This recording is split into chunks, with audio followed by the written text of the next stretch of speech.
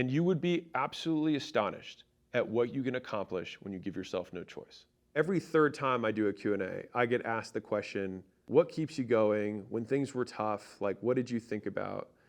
And I could come up with something that was really compelling.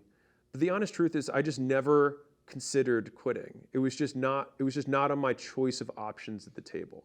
Because for me, the idea of going back to Baltimore as a failure was so much worse than anything else that I could encounter, that it just wasn't even a consideration. And so the only natural option I had was to persist, was to endure, was to continue.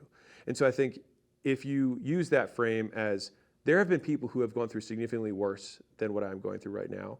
And for those of you who claim the demon card of like, I've been through shit, then prove it. Was it worse than this? Great.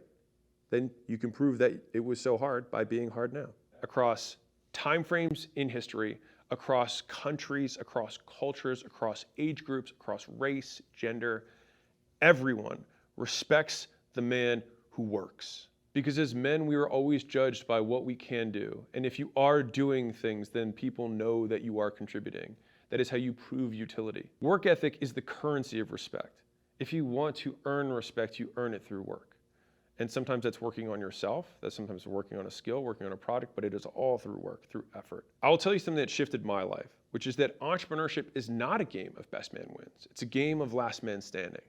And there's a lot of games that are like this. And fundamentally, that's an infinite game frame versus a finite game frame. And I will read you the quote that Layla had framed and put in my office.